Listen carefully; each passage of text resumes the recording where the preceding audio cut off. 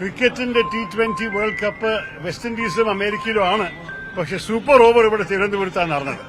പക്ഷെ അവസാനത്തിൽ വിജയം ഞങ്ങളുടെ ആയിരുന്നു. എനിക്ക് പ്രത്യേകിച്ച് പറയാനുള്ളത് നന്ദിയാണ് നമ്മളുടെ അനന്തപുരിയുടെ വോട്ടർമാര്.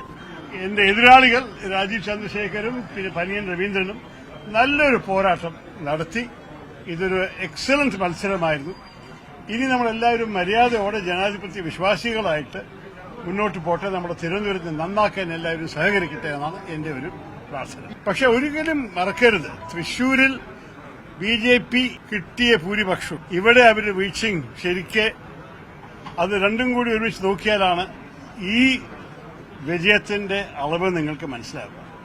കാരണം അവർ രണ്ട് സ്ഥലത്തിലും അത്രത്തോളം എഫേർട്ട് ഇറക്കിയിട്ടുണ്ട് BJPക്കാര്.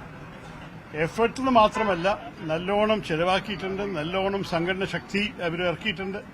പല വിധത്തിലും അവർ ഈ രണ്ട് സ്ഥലത്തിലാണ് അവരുടെ കൂടുതൽ കേരളത്തിലുണ്ടായിരുന്ന അവരുടെ പ്രതീക്ഷ. ഒന്ന് അവർക്ക് കിട്ടി, അതന്നെ നമ്മൾക്കൊരു ചിന്തിക്കാനൊരു വിഷയമാണ്. മറ്റേത് അവർക്ക് കിട്ടിയില്ല. അപ്പൊ അതിനെക്കുറിച്ചും നമ്മൾ മനസ്സിലാക്കാൻ സാധിക്കണം. എന്റെ അഭിപ്രായത്തിൽ സുരേഷ് ഗോപിക്ക് ഒരു ഗുണമുണ്ടായത്, അദ്ദേഹം ന്യൂനപക്ഷികളുടെ വോട്ടിന് അദ്ദേഹം ആവശ്യപ്പെട്ടു. വർഗീയതയ്ക്ക് ഒരു പരിധിയുണ്ട് കേരളത്തിനകത്ത്. അത് BJP പഠിക്കണം, പഠിച്ച് മനസ്സിലാക്കണം. പക്ഷെ ഇതെല്ലാം നമ്മൾക്കൊരു വലിയൊരു വിഷയമായിട്ട് കാണണം. നമ്മൾക്ക് ഈ രാജ്യത്തിന്റെ ഭാവിയെക്കുറിച്ച് ചിന്തിക്കുമ്പോൾ നിങ്ങൾ ഇന്ത്യ മുഴുവൻ കണ്ട റിസൾട്ട് നിങ്ങൾക്ക് അറിയാമല്ലോ. BJP 300-400 പറഞ്ഞിട്ടിനകത്ത് BJP 230 ജില്ലയിലാണ് നിൽക്കുന്നത്. അപ്പോ നമ്മുടെ ജനങ്ങൾക്ക് ഒരു സംശയവുമില്ല, അവർക്കൊരു മാറ്റം വേണം.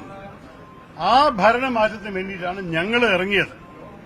അത് നമുക്ക് പൂർണ്ണമായിട്ട് ചെയ്യാൻ സാധിച്ചിട്ടില്ലെങ്കിലും ഇപ്പൊ കൂടി ഇന്ത്യ മുന്നണിക്ക് ഒരു 232 സീറ്റുണ്ട്. BJP ഒറ്റയ്ക്കാണ് മറ്റേ ആ ഒരു എണ്ണമുള്ളത്. അതുകൊണ്ട് ഘടകകക്ഷികളുടെ കയ്യിലാണ് ഇപ്പോൾ സർക്കാരിന്റെ ഉണ്ടാക്കലിന്റെ അവസാനത്തെ തീരുമാനം. പക്ഷേ എന്തായാലും നമുക്ക് എല്ലാവരെയും കൂട്ടിക്കൊണ്ടുവരുന്ന ഒരു രാഷ്ട്രീയത്തിന് ഒരു വോട്ടാണിത്. അതിന്റെ അർത്ഥം ഒരു പാർട്ടി അവരുടെ ഇഷ്ടപ്രകാരം ചെയ്യണതും നമ്മളുടെ ഭാരതത്തിന്റെ ഓരോരു സ്ഥാപനത്തിന്റെ അവരുടെ കീഴിൽ അവർ വെച്ചിട്ട് അതിന്റെ ഓട്ടോണമിയും അതിന്റെ സ്വാതന്ത്ര്യവും ഒക്കെ നശിപ്പിക്കുന്നത് ആ രാഷ്ട്രീയം ഇപ്പൊ മാറും. അതാണ് നമ്മൾ കാണുന്നത്. ഇന്ത്യ മുന്നണിക്ക് സർക്കാർ ഫോം ചെയ്യാൻ പറ്റുമെന്ന് തോന്നുന്നുണ്ടോ? ഇവിടെ തിരുവനന്തപുരത്ത് നിന്നിട്ട് എനിക്ക് എന്താ പറയാനുള്ളത് അതിനെക്കുറിച്ച്? ഡൽഹിയിൽ ചർച്ച നടക്കണ്ടാവും. അഥവാ NDA-ന്റെ ഒപ്പം നിന്ന ഘടകകക്ഷികൾ ആഗ്രഹിക്കുന്നു NDA-യിൽ തന്നെ നിൽക്കണമെന്നുണ്ടെങ്കിൽ അവർക്കായിരിക്കും ഭൂരിപക്ഷം. അഥവാ അവർ കാൽ മാറാൻ തീരുമാനിച്ചാൽ ഞങ്ങളുടെ ആയിരിക്കും തീരുമാനം. പക്ഷേ ഞാൻ ഇതിലൊന്നും ഇൻവോൾവ് അല്ല. ഞാൻ ഇവിടെ തിരുവനന്തപുരത്തായിരുന്നു എന്റെ ശ്രദ്ധ. നാളെ ഞാൻ ഡൽഹിക്ക് പോകുന്നുണ്ട്. അപ്പൊ അവിടുന്നാണ് നിങ്ങൾക്ക് ശരിക്കും ആ ചോദ്യത്തിന്റെ മറുപടി അറിയേണ്ടത്, ഇവിടുന്നല്ല. റൈറ്റ്, എല്ലാവരും നന്ദി. വന്ന് കാത്തിരുന്നേനെ. Thank you.